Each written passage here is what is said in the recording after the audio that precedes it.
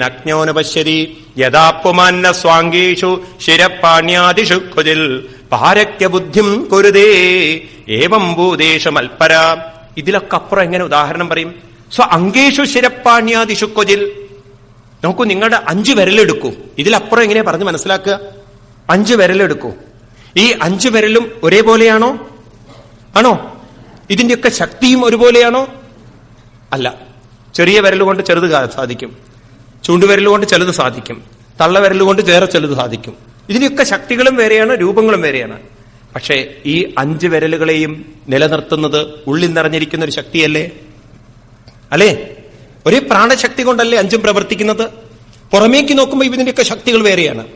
ഇതുപോലെ പുറമേക്ക് നോക്കുമ്പോഴേക്കും ഓരോ ദേവന്മാരുടെ കഴിവുകളും ശക്തികളും വേറെ വേറെയാണെങ്കിലും എല്ലാവരെ കൊണ്ടും പ്രവർത്തിപ്പിക്കുന്ന ശക്തി അതൊന്നു തന്നെയാണെങ്കിൽ എവിടെയാണ് നമുക്ക് ഈ വ്യത്യാസം വരുന്നത്? അതുകൊണ്ട് പാരക്യ ബുദ്ധിം കുരുതേ. ഒരിക്കലും ഇവർ വേറെയാണെന്ന് തോന്നരുത്. ബാഹ്യമായ വൈവിധ്യങ്ങളുണ്ടെങ്കിലും ആന്തരികമായി എല്ലാവരും ഒന്ന് തന്നെയാണ്. അതുകൊണ്ട് എല്ലാവരും ഒന്നും കയറി ഉപാസിക്കണ്ട. നിങ്ങളുടെ ആത്മാവായിരിക്കുന്നത് ആ ഗുരുവായൂരപ്പനെ അങ്ങോട്ട് ഉറപ്പിച്ചുകൊണ്ട് നിങ്ങൾ ഉപാസിക്കുകയാണെങ്കിൽ അതിൽ പരമശിവനും തൃപ്തനാണ്. അതുകൊണ്ട് വേദത്തിലൊന്നൊരു സംശയമില്ല. സബ്രഹ്മ സശിവ സഹരി സാക്ഷര സോസരാൾ ഋതകം സത്യം പരം ബ്രഹ്മ പുരുഷം കൃഷ്ണപിംഗളം ഊർധ്വരേതം വിരൂപാക്ഷം വിശ്വരൂപായ വൈ നമോ നമ.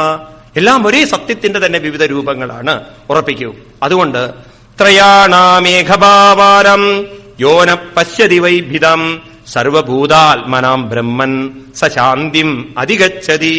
ത്രയാണാം, ബ്രഹ്മാവ്, വിഷ്ണു, ഭരവശിവൻ, ഇവരെല്ലാം ന പശ്യതി ബിതാം. ആരാണോ ഇവര് വേറെയാണെന്ന് തോന്നാത്തത്, ഭേദബുദ്ധിയില്ലാത്തത്, തന്റെ ആത്മസ്വരൂപന്മാരാണ് 3 പേരും എന്ന് തോന്നുന്നത്, സർവഭൂത ആത്മനാം, സർവഭൂതങ്ങളിലും നിറഞ്ഞിരിക്കുന്ന ആത്മാവ് തന്നെയാണെന്ന് ആർക്കുറപ്പ് വരുന്നുണ്ടോ സശാന്തിം അധിഗച്ഛതി.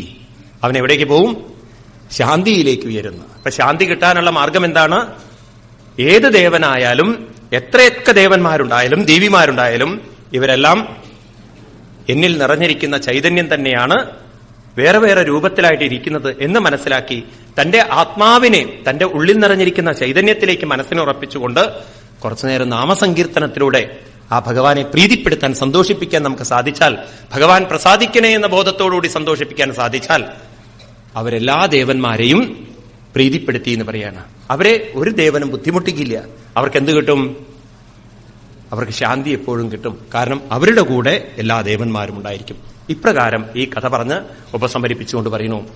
ഇതം പവിത്രം പരമേശചിഷ്ടിതം യശസ്യമായുഷ്യമവോകമർഷണം യോ നിത്യദാകർണ്യനരോനുകീർത്തയേ ദുനോത്യകം കൗരവഭക്തിഭാവത.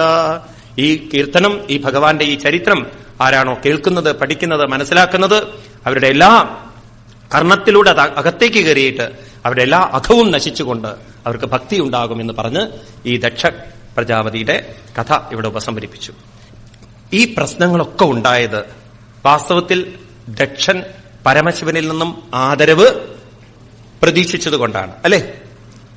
ഒരു പക്ഷേ ശ്രദ്ധിക്കണേ നിങ്ങൾ, ദക്ഷൻ പരമശിവനിൽ നിന്ന് ആദരവ് പ്രതീക്ഷിക്കുന്നതിന് പകരം ശിവനെ ആദരിച്ചിരുന്നുവെങ്കിലോ ഈ പ്രശ്നങ്ങളൊക്കെ ഉണ്ടാവുമോ?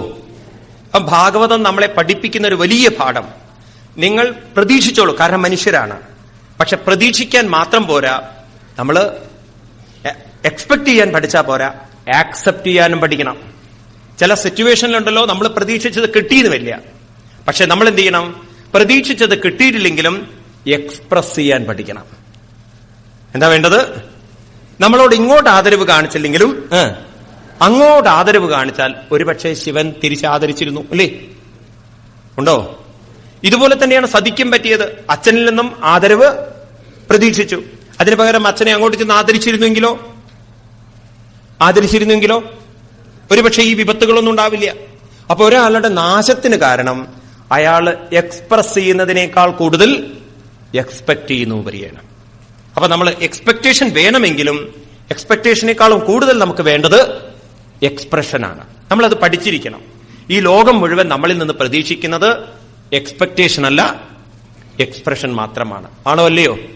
എല്ലാവരും മറ്റുള്ളവരിൽ ഇപ്പൊ ഭർത്താവ് ഭാര്യയിൽ നിന്ന് പ്രതീക്ഷിക്കുന്നത് സ്നേഹത്തിന്റെ പ്രതികരണമാണ്, അല്ലേ? എല്ലാവർക്കും അതാണ് വേണ്ടത്. ഭാര്യ ഭർത്താവിൽ നിന്നും പ്രതീക്ഷിക്കുന്നതും, ഭർത്താവ് ഭാര്യയിൽ നിന്ന് പ്രതീക്ഷിക്കുന്നതും, അച്ഛനമ്മമാര് കുട്ടികളിൽ നിന്ന് പ്രതീക്ഷിക്കുന്നതും, കുട്ടികൾ അച്ഛനമ്മമാരിൽ നിന്ന് പ്രതീക്ഷിക്കുന്നതും, എല്ലാവരും സമൂഹത്തിൽ നിന്നും പ്രതീക്ഷിക്കുന്നതും നമ്മളെ കെയർ ചെയ്യുന്ന വിധത്തിലുള്ള ഒരു എക്സ്പ്രഷൻ തന്നെയാണ്. ഇതായിരിക്കാം ദക്ഷയാഗത്തിലൂടെ നമ്മളെ പഠിപ്പിക്കുന്നത്. നമ്മുടെ പെരുമാറ്റത്തിൽ എക്സ്പെക്ടേഷൻ എന്നത് കുറച്ച് എക്സ്പ്രഷൻ എന്നത് വർദ്ധിപ്പിച്ചുകൊണ്ട് നമ്മൾ ജീവിക്കുകയാണെങ്കിൽ വലിയ ദുരന്തങ്ങളെ, വലിയ ദുഃഖങ്ങളെ നമുക്ക് മാറ്റിവെക്കാൻ സാധിക്കും. ഇത് തന്നെയാണ് നമ്മുടെ ജീവിതത്തിൽ വേണ്ടത്. നമ്മൾ വലിയ രീതിയിലൊന്നും എക്സ്പ്രസ് ചെയ്യേണ്ട ആവശ്യമില്ല, ഒരു ഓവർ എക്സ്പ്രഷനൊന്നും ആവശ്യമില്ല. ജീവിതത്തില് നാം സംഘർഷങ്ങളിലൂടെ കടന്നു പോകുന്നതിന് കാരണം നമ്മൾ പ്രതീക്ഷിക്കുന്നത് നമുക്ക് കിട്ടാതെ വരുമ്പോഴാണ്. അങ്ങനെയാണല്ലോ ഈ പ്രപഞ്ചത്തില് എല്ലാ മനുഷ്യ മനസ്സെയും നമ്മളൊന്ന് എടുത്ത് പഠിച്ചു കഴിഞ്ഞാലുണ്ടല്ലോ, എല്ലാവർക്കും മറ്റുള്ളവരിൽ നിന്ന് എന്തെങ്കിലും ഒന്ന് പ്രതീക്ഷ ഉണ്ടാവും. പ്രതീക്ഷ ഇല്ലാത്തവരായിട്ട് ആരെങ്കിലും നിങ്ങൾ കണ്ടിട്ടുണ്ടോ? ഉണ്ടോ? എന്തെങ്കിലും ഒരു പ്രതീക്ഷ.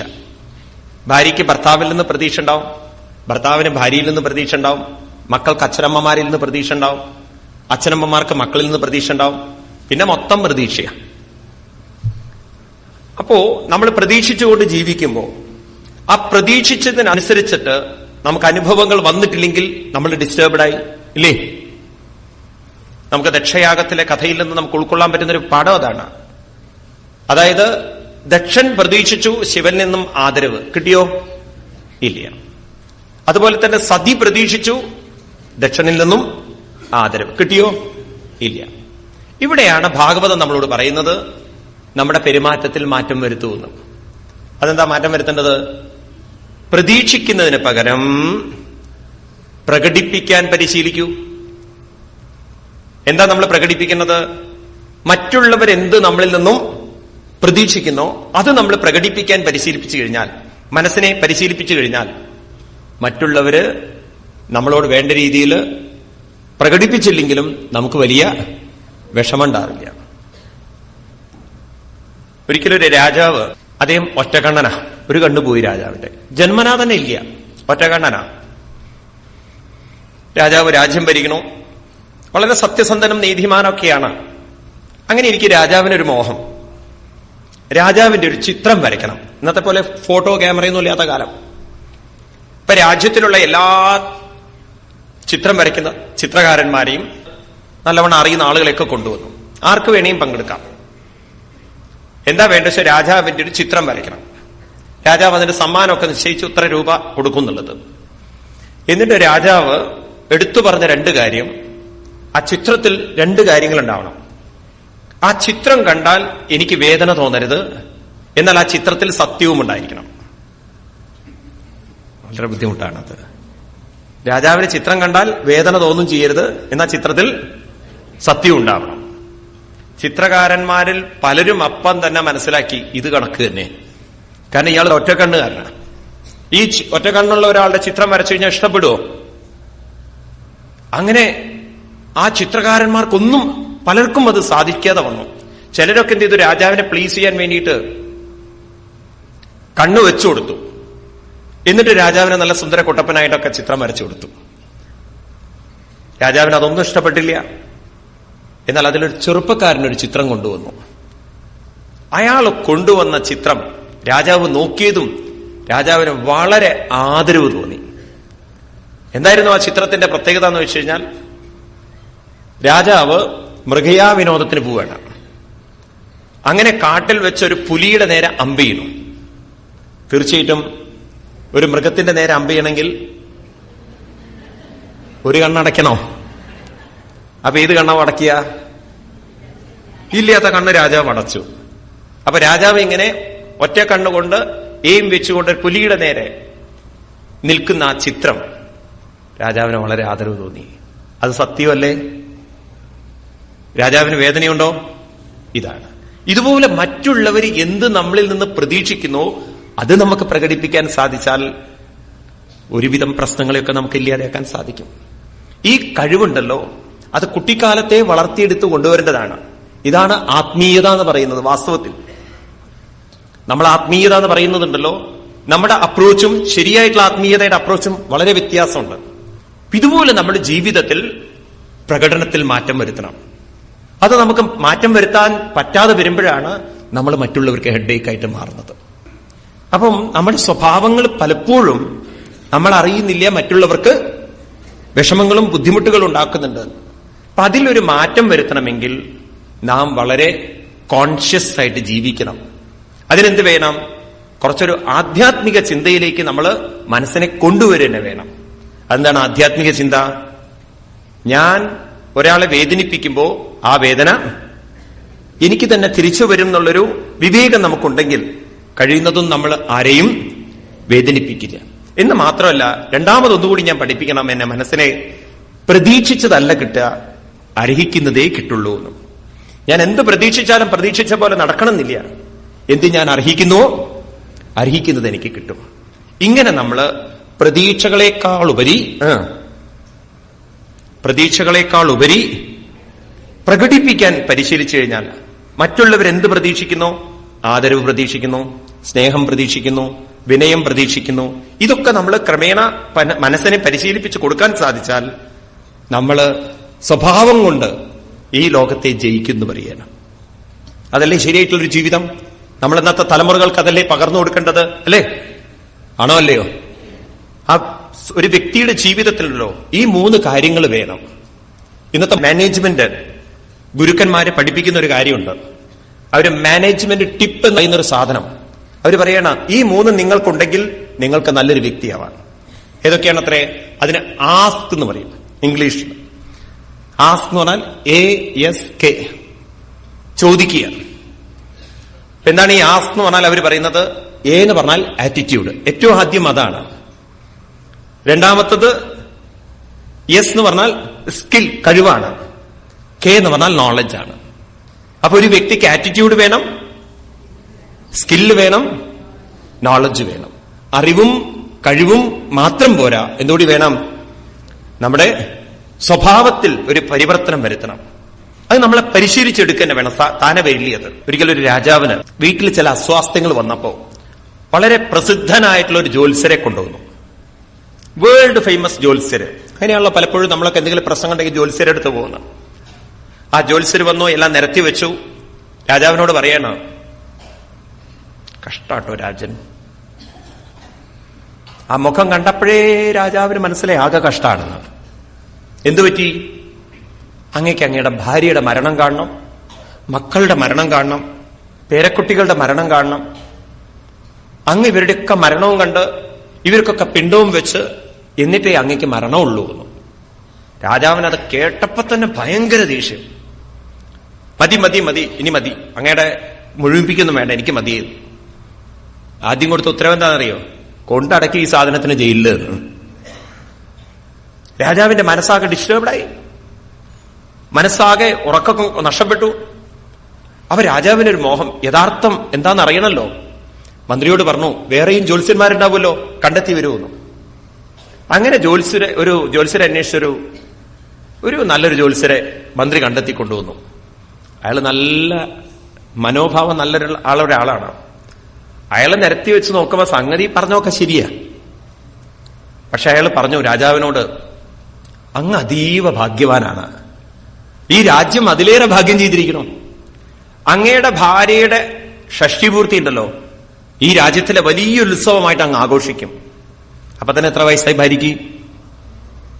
അങ്ങയുടെ ശതാഭിഷേകം ആഘോഷിക്കും എന്ന് മാത്രമല്ല, അങ്ങയുടെ പുത്രന്മാരുടെ ഒക്കെ ഷഷ്ടിപൂർത്തി അങ്ങ് ആഘോഷിക്കും. ഇതൊക്കെ പോട്ടെ, അങ്ങുണ്ടല്ലോ ഈ രാജ്യത്തിനെ നല്ലവണ്ണം ഭരിച്ച് അങ്ങയുടെ പേരക്കുട്ടിയെ രാജ്യമേൽപ്പിച്ചുകൊണ്ടായിരിക്കും അങ്ങ് പോകുന്നത് എന്ന്. അപ്പൊ തന്നെ ഉറപ്പായല്ലോ മറ്റൊരൊന്നും ഉണ്ടാവില്ല എന്ന്. രാജാവ് അതൊന്നും ശ്രദ്ധിച്ചില്ല. രാജാവിന് വളരെ ഇഷ്ടപ്പെട്ടു. രാജാവ് അദ്ദേഹത്തിന് വളരെയധികം സമ്പത്ത് കൊടുത്തു എന്നാണ്. വാസ്തവത്തിൽ രണ്ടുപേരും പറഞ്ഞതൊന്നാണെങ്കിലും പറയുന്ന രീതിക്ക് വ്യത്യാസമുണ്ട്. അതാണ് ലോകം ആവശ്യപ്പെടുന്നത്.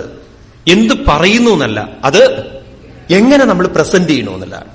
ഇത് തന്നെയാണ് ജീവിതം.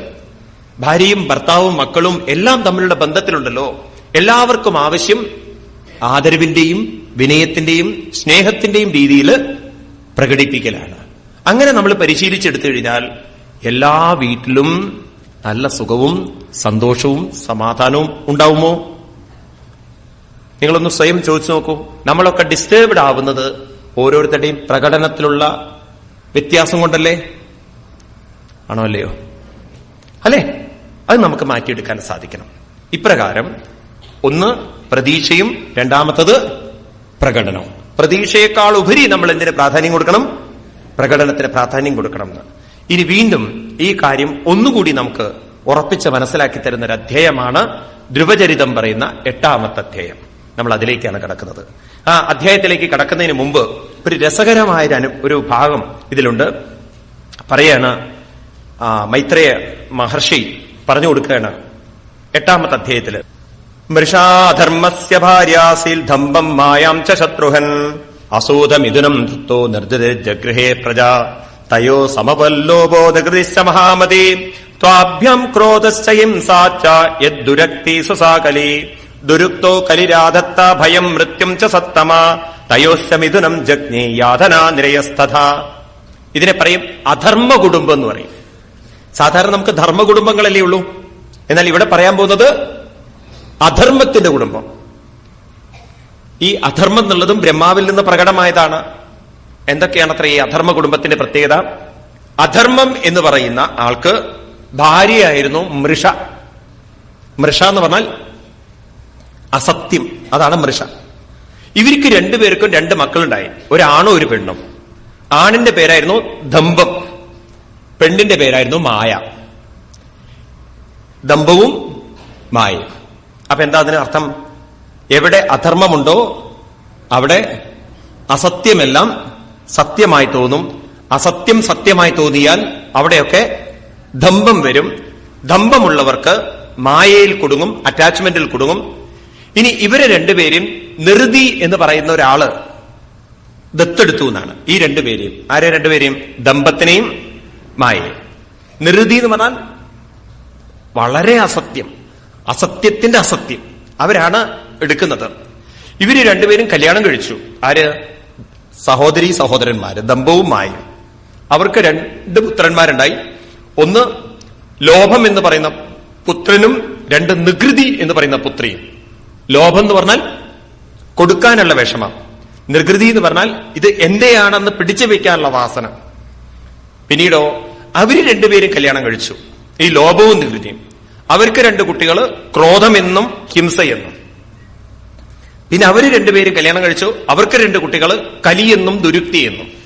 അവരും കല്യാണം കഴിച്ചു, അവർക്ക് ഭയമെന്നും മൃത്യു എന്നും 2 പുത്രന്മാർ. അവരും കല്യാണം കഴിച്ചു, അവർക്ക് യാതനയെന്നും നിരയമെന്നും. ഇങ്ങനെ അധർമ്മത്തിന്റെ മക്കള് ദമ്പം, ദമ്പത്തിന്റെ മക്കള് ലോഭം, ലോഭത്തിന്റെ മക്കള് ക്രോധം, ക്രോധത്തിന്റെ മക്കള് കലി, കലിയുടെ മക്കള് ഭയം, ഭയത്തിന്റെ മക്കള് യാതന. എത്ര സെറ്റ്? 7 സെറ്റ്. ഇതൊക്കെ ഒരു ഫാമിലിന്നാ വന്നത്. ആരുന്നാ വന്നത്? അധർമ്മത്തിൽ നിന്ന്. എന്താ ഇവിടെ വളരെ ചിന്തിക്കണേ. അധർമ്മം എന്ന് പറയുന്നത്, നമ്മുടെ പൂർവികന്മാർ അധർമ്മം എന്ന് പറയുന്നത്, ധർമ്മം എന്ന് പറയുന്നത് ധരിക്കുക എന്നാണ് ആ ശബ്ദത്തിനർത്ഥം. ധരതി ഇതി ധർമ്മ. നമ്മുടെ ബുദ്ധി കൊണ്ടും മനസ്സുകൊണ്ടും നമ്മൾ ധരിക്കണം. നമ്മുടെ ശരീരത്തിൽ വസ്ത്രം ധരിക്കുന്നത് പോലെ മനസ്സിലും ബുദ്ധിയിലും ധരിക്കണം. ആരെ ധരിക്കണം? ആരെയാണ് ധരിക്കേണ്ടത്? ധർമ്മം എന്നുള്ള ശബ്ദത്തിനർത്ഥം ആരെയാണ് നമ്മൾ ധരിക്കേണ്ടത്?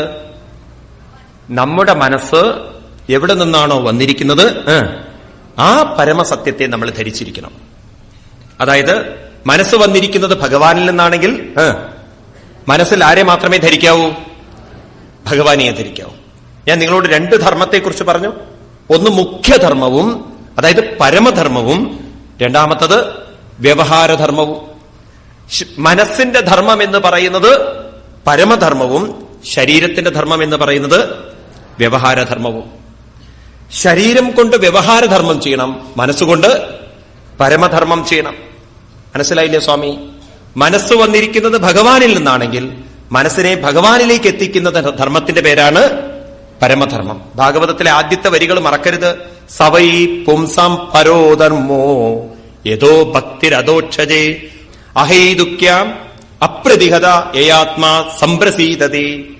അങ്ങനെ മനസ്സിനെ നിരന്തരമായി ഭഗവത് വിചാരത്തിലേക്ക് കൊണ്ടുപോകുന്നതിനെ പരമധർമ്മം എന്ന് പറയും. അപ്പൊ പരമധർമ്മം തെറ്റുമ്പോ ജീവിതം മുഴുവൻ തെറ്റിലേക്ക് പോയി അവസാനം യാതനയിലൂടെയും നരകത്തിലേക്കും എത്തിച്ചേരുന്നു പറയാണ്. ഒരു അടി തെറ്റിയാൽ, പണ്ടുള്ളവർ പറയാല്ലേ, അടി തെറ്റിയാൽ ആനയും വീഴുന്നു പറഞ്ഞ പോലെ മനസ്സിന്റെ ലക്ഷ്യം മാറിപ്പോയാൽ പിന്നെ നമ്മൾ ദുഃഖത്തിലും ദീനതകളിലും പ്രയാസങ്ങളിലുമാണ്. അതുകൊണ്ട് ആദ്യം നമ്മൾ കറക്റ്റ് ചെയ്യേണ്ടത് എന്താണ് എന്റെ ജീവിതത്തിന്റെ ലക്ഷ്യം, മനസ്സ് എങ്ങോട്ടാണ് ഞാൻ തിരിച്ചു വെച്ചിരിക്കുന്നത്, മനസ്സിന് എങ്ങോട്ടാണ് ഉയരേണ്ടത്, എന്താണ് വാസ്തവത്തിൽ എനിക്കിവിടെ വേണ്ടത്. ഈ ചിന്തന നമ്മൾ നല്ലവണ്ണം ഉറപ്പിച്ചു കൊള്ളണം. നിങ്ങളുടെയൊക്കെ മനസ്സിലുണ്ടല്ലോ ഈ ധാരണ അങ്ങോട്ട് ഉറപ്പിച്ചു കഴിഞ്ഞാൽ നിങ്ങൾക്ക് പ്രശ്നമില്ല. എനിക്ക് എങ്ങോട്ടാണ് എത്തിച്ചേരാനുള്ളത്. ഇപ്പൊ നിങ്ങൾ ഇങ്ങോട്ട് വന്നിരിക്കുന്നു, നിങ്ങൾക്ക് നല്ല ബോധ്യമുണ്ട് ഇവിടുത്തെ പ്രോഗ്രാം കഴിഞ്ഞാൽ തിരിച്ചെവിടെ പോകണം, വീട്ടിലേക്ക് പോകണം. സംശയമുണ്ടോ? ഇല്ല. ഇതുപോലെ നമ്മുടെ മനസ്സിന് എവിടെ പോകണം? ഭഗവാനിൽ നിന്നാണ് വന്നിരിക്കുന്നത്. അതുകൊണ്ട് എനിക്ക് തിരിച്ചെത്തിക്കേണ്ടതും ഭഗവാനിലേക്കാണ്. ഇതൊരിക്കലും നമ്മൾ മറന്നു പോകരുത് എന്ന് പറയാണ്. ഇപ്രകാരം ആ കുടുംബത്തെക്കുറിച്ച് പറഞ്ഞതിന് ശേഷം പറഞ്ഞു, ഇനി ഞാൻ അങ്ങേക്ക് സ്വയംഭൂമനുവിന്റെ പുത്രന്മാരുടെ കഥകൾ പറഞ്ഞു തരാം. അതാത് കീർത്തയേ വംശം പുണ്യകീർത്തേ കുരുദ്വഹാം സ്വായംഭുവസ്യാപി മനോർ ഹരേരംശാം ച ജന്മനാം. ആ സ്വയംഭൂമനുവിന്റെയും ശതരൂപാദേവിക്കും 3 പെൺകുട്ടികളും 2 ആൺകുട്ടികളും ഉണ്ടായെന്ന് പറഞ്ഞു. അതില് ആൺകുട്ടികളിൽ ഇവിടെ പറയാൻ പോകുന്നത് പ്രിയവ്രതോത്ഥാനപാദോ ശതരൂപാപദേ സുതോ വാസുദേവ ദേവസ്യ കലയാ രക്ഷായം ജഗതസ്ഥിതോ. പ്രിയവ്രതനെന്നും ഉത്ഥാനപാദനെന്നും അവർ രണ്ടുപേരും ഭഗവാന്റെ സ്വരൂപങ്ങളായി തീർന്ന് ഈ ഭൂമിയെ പരിപാലിച്ചു എന്ന് പറയാണ്. ഇനി ഇവിടെ പറയാൻ പോകുന്ന കഥ ആരുടെയാണ്? ഉത്ഥാനപാദ മഹാരാജാവിന്റെ കഥയാണ്. ഉത്ഥാനപാദൻ, അദ്ദേഹത്തിന് സുനീതി എന്നും സുരുചി എന്നും 2 പത്നിമാര്. ആദ്യം വിവാഹം കഴിച്ച സുനീതിയാണ്. വളരെയധികം ആധ്യാത്മികമായി ഉയർന്ന ഒരു പെൺകുട്ടി, നല്ല സംസ്കാരമുള്ള പെൺകുട്ടി. പക്ഷേ അത്രയൊന്നും ശാരീരിക സൗന്ദര്യം ഉണ്ടായിരുന്നില്ല. രാജാവ് കല്യാണം കഴിച്ചു. അവളിൽ കുട്ടികളൊന്നും ഇല്ലാത്തത് കൊണ്ടായിരിക്കാം രാജാവ് മറ്റൊരു പെൺകുട്ടിയെ കല്യാണം കഴിച്ചു. അവളുടെ പേരായിരുന്നു സുരുചി. അവളാണെങ്കിലോ നല്ല സുന്ദരിയായിരുന്നു. അവൾക്കാണെങ്കിൽ രാജാവിനെ രുചിപ്പിക്കാനുള്ള കഴിവ് നല്ലോണം ഉണ്ടായിരുന്നു. ഒരുപക്ഷെ അവളുടെ വാക്കുകൊണ്ടും അവളുടെ പ്രവൃത്തി കൊണ്ടും മറ്റുള്ളവരെ രുചിപ്പിക്കാൻ കഴിയുന്ന ഒരു കഴിവുള്ളത് കൊണ്ടായിരിക്കാം അച്ഛനും അമ്മയും നേരത്തെ സുരുചി എന്ന് പേരിട്ടത്. നല്ല ദോശയും നല്ല പലഹാരമൊക്കെ ഉണ്ടാക്കി കൊടുക്കുന്നവര് തന്നെ, അങ്ങനെ വാക്കുകൊണ്ടും പ്രവൃത്തി കൊണ്ടും സന്തോഷിപ്പിക്കുന്നവര്. ഏതായാലും ഈ സുരുചിക്കും അതുപോലെ സുനീതിയിലും രാജാവിന് 2 പുത്രന്മാരുണ്ടായി. സുനീതിയിലുള്ള പുത്രനാണ് ധ്രുവൻ, സുരുചിയിലുള്ള പുത്രനാണ് ഉത്തമൻ. ശരിക്കും പറഞ്ഞു കഴിഞ്ഞാൽ സുനീതിയാണ് ആദ്യം പ്രസവിച്ചത്. അതുകൊണ്ട് ധ്രുവനാണ് ഏറ്റവും സീനിയർ മോസ്റ്റ്. പിന്നെയാണ് സുരുചി പ്രസവിച്ചത്, അത് 2ാമത്തെ കുട്ടി. അപ്പൊ ഈ ക്ഷത്രിയന്മാരുടെ സംസ്കാര പ്രകാരം ആദ്യം പ്രസവിച്ചു വന്ന കുട്ടിക്കാണ് രാജാവിന്റെ കാലശേഷം രാജ്യാധികാരം. ഇത് മനസ്സിലാക്കിയ സുരുചി ധ്രുവനേക്കാളും അർഹത തനിക്കാണ്, തന്റെ പുത്രനാണ്. അതുകൊണ്ട് ധ്രുവനെയും ധ്രുവന്റെ അമ്മയും രാജാവിൽ നിന്ന് അകറ്റി രാജാവിനോട് കൂടുതൽ അടുത്ത് എന്റെ പുത്രന് രാജാധികാരം കിട്ടണം എന്ന് ആർക്ക് മോഹം? സുരുചിക്ക് മോഹം. അന്നുകൊണ്ട് ഈ കുനുട്ടും അസൂയൊക്കെ. ഇത് പഴയ കാലത്തെ ചരിത്രമല്ലേ പറയുമ്പോ. രാജാവിനെ നല്ലവണ്ണം എന്താ നെയ്റോസ് ഉണ്ടാക്കി കൊടുത്തിട്ടും അതുണ്ടാക്കി കൊടുത്തിട്ടും ഇതുണ്ടാക്കി കൊടുത്തിട്ടും രാജാവിനെ കൂടുതൽ വശീകരിച്ചു. അവസാനം സുനീതി ക്രമേണ അവഗണിക്കപ്പെട്ട് സുനീതി കൊട്ടാരത്തിന്റെ മറ്റൊരു ഭാഗത്ത് പോയി താമസം തുടങ്ങി. ഒരു വിരോധവുമില്ല, ഒരു പ്രയാസവും തോന്നിയില്ല. ഇന്നാണെങ്കിൽ കേസ് കൊടുക്കാൻ പോവില്ലേ? സുനീതിക്ക് ഒരു വിഷമവുമില്ല. അത്ര സന്തോഷത്തിലാണ് സുനീതിയുടെ ജീവിതം. രാജാവ് സുനീതിയുടെ അടുത്തേക്ക് പോവില്ല, കുട്ടിയുടെ അന്വേഷണങ്ങൾ ചോദിക്കില്ല, അങ്ങനെയൊക്കെ ഒരു ജീവിതം. എന്നാൽ കുട്ടികൾ തമ്മിൽ മത്സരം പോരൊന്നുമില്ല. സുനീതിക്കും മത്സരമില്ല കേട്ടോ. പ്രസംഗങ്ങളൊക്കെ ഉണ്ടാക്കിയത് സുരുചി എന്ന് പറഞ്ഞ ഭാര്യ മാത്രമാണ്. കുട്ടികൾ തമ്മിൽ കളിക്കും, അവര് ഓടിച്ചാടി കളിച്ച് അങ്ങനെ ഇരിക്കെ ഒരു ദിവസം എന്തുണ്ടായി? ഉത്ഥാനപാദ മഹാരാജാവോട് ഇരിക്കണം. അപ്പം ഉത്തമൻ മടിയിൽ കയറിയിരിക്കുന്നുണ്ട്. അപ്പൊ ധ്രുവനും ഒരു മോഹം, എന്റെയും കൂടി ഡാഡി അല്ലേ, ഒന്ന് അച്ഛന്റെ മടിയിലിരിക്കാൻ. അങ്ങനെ കാൽമുട്ടുകൾ പിടിച്ച് ആ മടിയിലേക്ക് കയറാൻ നോക്കുമ്പം ഏകദാ സുരജേ പുത്രമംഗമാരോപ്യലാളയൻ ഉത്തമം നാരുരുക്ഷന്തം ധ്രുവം രാജ്യാഭ്യനന്ദത തഥാ ചികിത്സമാണം തം തപസ്തപസ്തപജ്ഞാസ്തനയം ധ്രുവം സുരുചി ശൃണ്ണതോ രാജ്ഞ ശേഷ്യമാഹാദിഗരേവിത. അതിഗംഭീരമായ ഒരു അനുഭവം ആ കുട്ടി ഇങ്ങനെ ഫീൽ ചെയ്യാണ് അച്ഛന്റെ അടുത്ത്. പക്ഷെ അപ്പോഴേക്കും അങ്ങോട്ട് ഓടി വരണു ആ സുരുചി അങ്ങോട്ട് ഓടി വന്നിട്ട് ആ കുട്ടിയുടെ കൈ അങ്ങോട്ട് പിടിച്ചു മാറ്റിക്കൊണ്ട് പറഞ്ഞു, ഹേ വത്സ, മാറി നിൽക്കുക ഇവിടുന്ന്, നിനക്ക് ഇവിടെ ഇരിക്കാൻ എന്താ അധികാരമുണ്ട്? ന വത്സ നപദേദിഷ്ടം ഭവാൻ ആരോടുമർഹതി ന ഗൃഹീതോ മയായത്തം കുക്ഷവാൻ അഭിനവാത്മജ. നിനക്ക് അവിടെ ഇരിക്കാൻ എന്താ അധികാരമുണ്ട്? നിനക്കറിയില്ലേ നിന്റെ അച്ഛന് നിന്റെ അമ്മയെ നിന്നെ ഒന്ന് കണ്ടുകൂടാന്നുള്ളത്? അവനവനെ അർഹിക്കാത്ത സ്ഥലത്ത് കയറി ഇരിക്കേ എന്നെല്ലാം കുട്ടിയുടെ മുഖത്ത് നോക്കിയിട്ട് പറഞ്ഞു, എന്റെ ഗർഭത്തിൽ വന്നിരുന്നെങ്കിൽ നിനക്ക് ഇരിക്കാനുള്ള അർഹത ഉണ്ടാകുമായിരുന്നു, അതുകൊണ്ട് അവിടെ ഇരുന്നു പോവരുത്. കുട്ടിയാണെന്ന് കരുതിയിട്ട് എന്തു അവിവേകം കാണിക്കേ? ഓ, അല്ലെങ്കിൽ ഉത്തമൻ ഇരിക്കുന്നത് കൊണ്ടുള്ള അസൂയ കൊണ്ടാണോ നീ ഇരിക്കുന്നത്? നിനക്കങ്ങനെ ഇരിക്കണം എന്നുണ്ടെങ്കിൽ പോയി ശരീരം ഉപേക്ഷിച്ച് എന്റെ ഗർഭത്തിൽ എന്റെ കുട്ടിയിട്ട് പാടാ, പോയി ഈശ്വരനെ ആരാധിച്ച് ശരീരം ഉപേക്ഷിച്ച് എന്റെ പുത്രനായി വാന്ന് 5 വയസ്സുള്ള ധ്രുവനോട് ക്രൂരമായി ഇങ്ങനെ ആര് പറഞ്ഞു? സുരുചി. നോക്കൂ, ആ സീൻ നോക്കൂ. രാജാവിന്റെ മുന്നിൽ വെച്ച് സുരുചി 5 വയസ്സുള്ള കുട്ടിയുടെ മനസ്സിനെ അങ്ങോട്ട് വേദനിപ്പിച്ചപ്പോ ആ കുട്ടി അങ്ങോട്ട് വല്ലാതെ മനസ്സ് വേദനിച്ച് അച്ഛന്റെ കണ്ണിലേക്ക് നോക്കി. അച്ഛനാണെങ്കിലോ നല്ല അച്ചടക്കമുള്ള അച്ഛൻ. തന്റെ പുത്രനെ തന്റെ മടിയിൽ കയറിയിരിക്കുന്ന സമയത്ത് തട്ടി മാറ്റിക്കൊണ്ട് വേദനിപ്പിക്കുന്ന വാക്കുകൾ പറഞ്ഞ്, പോയി മരിക്കടാ, ഈശ്വരനെ പോയി ആരാധിക്കുക എന്നെല്ലാം പറഞ്ഞ് അങ്ങനെ വേദനിപ്പിച്ചുകൊണ്ട്, അങ്ങനെയൊക്കെ ആ കുട്ടിയെ വേദനിപ്പിച്ച ആ സുരുചിയുടെ മുഖത്തേക്ക് നോക്കുമ്പോഴേ അയാൾ അപ്പൊ തന്നെ കണ്ണു താഴ്ത്തി. ധ്രുവൻ അച്ഛന്റെ കണ്ണിലേക്ക് നോക്കി, എന്താ അച്ഛന് പറയാനുള്ളത്? അച്ഛന്റെ മുഖത്തു നിന്ന് ഒരു ശബ്ദവും വന്നില്ല. അത്രയും അച്ഛൻ എന്തുണ്ടായിരുന്നു? അച്ചടക്കം ഉണ്ടായിരുന്നു. ആ ധ്രുവൻ മനസ്സ് വേദനിച്ച് അവിടെ നിന്ന് ഓടുകയാണ് അമ്മയുടെ അടുത്തേക്ക്. മാതുസപജ്ഞാസുരുക്തിവിദ്ദം ശ്വസൻഷാദണ്ഡഹതോ യദാഹി ഹിത്വാമിഷന്തം വിതരം സന്നവാജം ജഗാമമാതു പ്രരുദം സകാശം. മാതുസപജ്ഞാസു ദുരുക്തിവിദ്ദം ശ്വസൻഷാദണ്ഡഹതോഹ യദാഹി. ഒരു പാമ്പിന്റെ തലയ്ക്കടിച്ചു കഴിഞ്ഞാൽ ആ പാമ്പിന് എത്ര വേദനിക്കുമോ അതുപോലെ ആ ചെറിയമ്മയുടെ വാക്കുകള് ആ ഉണ്ണിയുടെ മനസ്സിനെ വേദനിപ്പിച്ചുകൊണ്ട് അവിടെ നിന്ന് അച്ഛന്റെ മുഖത്തേക്ക് നോക്കിയെങ്കിലും അച്ഛനിൽ നിന്നൊന്നും കിട്ടാതെ വന്നപ്പോ അമ്മയുടെ അടുത്തേക്ക് ഓടി വരികയാണ് പൊട്ടിക്കരഞ്ഞുകൊണ്ട്. തം നിശ്വസന്തം സ്വരിതാദരോഷ്ടം സ്വനീതിരുത്സംഗൗദുക്യബാലം നിശമ്യതൽ പൗരമുഖാന്നിതാന്തം സാവ്യവ്യതേയൽ ഗതിതം സപജ്ഞാം. ആ അമ്മയുടെ അടുത്തെത്തിയപ്പോ അമ്മ ചോദിച്ചു, എന്താ ഉണ്ണി, എന്താ ഇങ്ങനെ കരഞ്ഞു വരുന്നത്? എന്തു പറ്റി ഉണ്ണിക്ക്? അമ്മ കരുതി കളിച്ചു വീഴുന്നിട്ടെങ്കിലും അങ്ങനെയെങ്കിലും വീഴുന്നതായിരിക്കാം, അതുകൊണ്ടായിരിക്കും കുട്ടി കരയുന്നത്. കുട്ടികളല്ലേ വികൃതി കാണിച്ചിട്ടുണ്ടാവും എന്നൊക്കെ കരുതി അമ്മ. ആ കുട്ടിയുടെ തലയിൽ തലോടിക്കൊണ്ട് മൂർധാവി ചുംബിച്ചുകൊണ്ട്, എന്താ ഉണ്ണി പറ്റിയത് എന്ന്. കുട്ടിയാണെങ്കിൽ പറയാൻ പറ്റാതെ വിതുമ്പി കരയാണ്. ആതങ്കം തന്റെ മടിയിൽ പിടിച്ചിരുത്തി ഉണ്ണിയെ അമ്മ തലയിൽ തലോടിയപ്പോഴേക്കും അവിടെ നിന്ന് ചില ജോലിക്കാരൊക്കെ വന്നിട്ട്, തോഴിമാരൊക്കെ വന്നിട്ട് ഈ വിവരം അങ്ങോട്ട് പറഞ്ഞു, ഇങ്ങനെയാണ് കുട്ടി സംഭവം ഉണ്ടായതെന്ന്, അതുകൊണ്ടാണ് കുട്ടി കരഞ്ഞിരിക്കുന്നത് എന്ന്. അത് കേട്ടതും ആ അമ്മയുടെ മനസ്സ് ഒരു നിമിഷം ഒന്ന് വേദനിച്ചു. ഓ, ഇത്രയൊന്നും ഈ കുട്ടിയോട് പറയേണ്ടിയില്ലായിരുന്നു, ഇങ്ങനെയൊക്കെ അവഗണിച്ചാലും ഇങ്ങനെ വേദനിപ്പിക്കേണ്ട ഒരു ആവശ്യമുണ്ടോ? സോത്സൃജ്യധൈര്യം വിരലാപശോകം ദാവാഗ്നിനാ ദാവലദേവബാലാം വാക്യം സപജ്ഞാ സ്മരതി സരോജ ശ്രയാദൃശ ബാഷ്പകലാമുവാഹാം. ഒരു നിമിഷം ധൈര്യം ചോർന്നു പോയ അമ്മ ഉണ്ണിയെ ആലിംഗനം ചെയ്തുകൊണ്ട് പറഞ്ഞു, ഉണ്ണി, അമ്മയ്ക്ക് പറയാൻ പറ്റുന്നില്ലേ ഉണ്ണിയോട്?